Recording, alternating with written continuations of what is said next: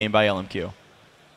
Thanks, Freak. And I must say, I'm glad that we're going to a Game 4. I'm excited to see some more action between these two teams as LMQ really stepped it up that game. Yeah, they really did. And No Name was a big highlight there for me. I was watching him very closely on that Kha'Zix. He was forcing plays, and he wasn't getting punished for it because he had really good positioning on that assassin, and he made it work out playing around the exhaust, too, because they kept throwing him on Xiao, but he did a ton of damage himself, too.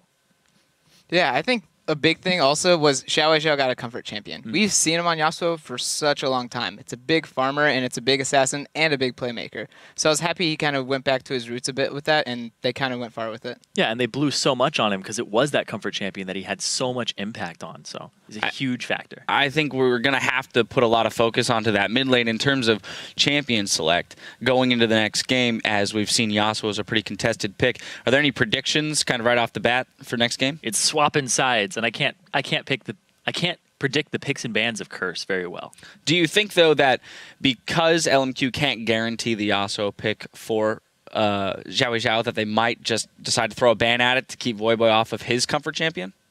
I'm not predicting anything.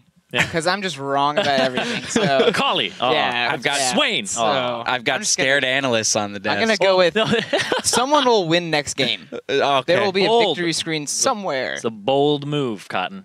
Let's talk about momentum a little bit, just as a general aspect of best of 5 series. Curse had all of the momentum. 2-0. It was looking like they could have gone a 3-0 clean sweep.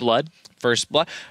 We got to point that out. Voyboy didn't give up first blood, and they lose. That's why they lost. Yeah, especially when you're playing like Yasuo, like he was giving up first blood on Yasuo. That's a free win. The second you die on Yasuo, the other team should just forfeit immediately or be forced to forfeit. You shouldn't even get an option.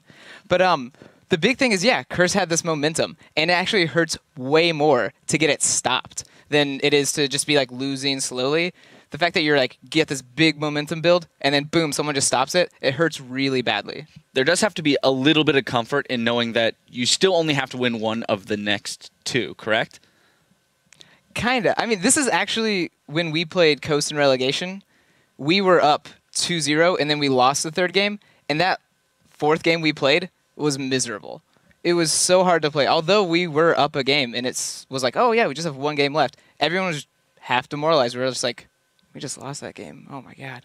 So that just like killed us. And I mean, obviously every team is a little bit different, so it might not affect them in the same way. But if Curse drops this game too, I'll be pretty excited to see a Game 5. I want to look at one of the replays in the game that I feel was kind of the big momentum shift, the catalyst for the momentum swinging back into LMQ's favor. 20 minutes in, fight around the Dragon Pit. Zyrene, I know you want to take this one. All right, so Voyboy's positioning on this is absolutely abysmal, and Dominate goes for a hero steal here, flashing into the pit, but then he can't flash out. So start rolling the clip out, and Voyboy has 100% kill participation. He has the most gold on the team. He comes into it, he gets exhausted, he can't blow him up, and No Name comes in. He has evolved Q at this point in the game. That is his 2nd evolution after Wings. He doesn't go for the W, and he isolates him and picks him off, and they killed him without the help of a Xiao ultimate, which they ended up saving for that middle of the pack fight there. And then they ended up just going 4 for 1 off of it. I think the targeting of Voyboy and the fact he got isolated himself was a big misplay on him. I think that was one of those moments of realization when you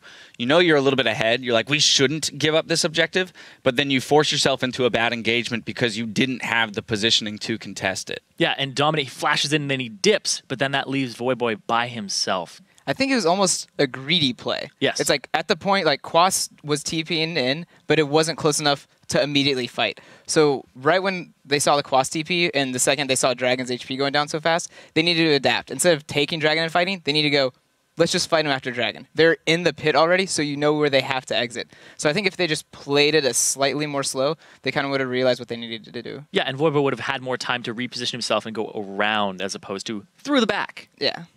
I found it very interesting that today we've actually seen Zed open to both players as opposed to yesterday where he's been out of the picture.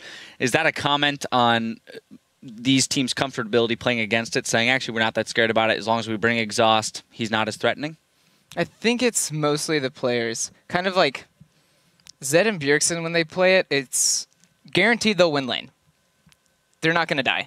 And then second of all, they know what to do mid-game with it. So the second you're like, oh, like we can just group and fight. Oh, the Zed's in the side lane taking a turret right now. That's kind of how Bjergsen and High will be playing it. This was slightly different. We saw like Voyboy camping in a bush when he had like a lead and stuff like that. So they kind of play it, I feel like, less efficiently than Bjergsen and High, and that's why those champions need to be banned versus that team.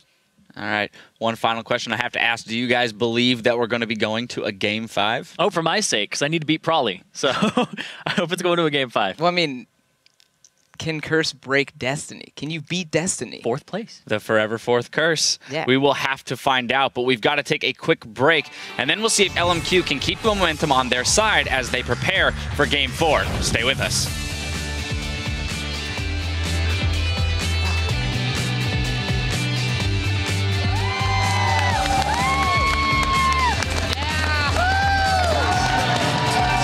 He dies 1-for-0. Nice knockup by Lauren. In comes everybody.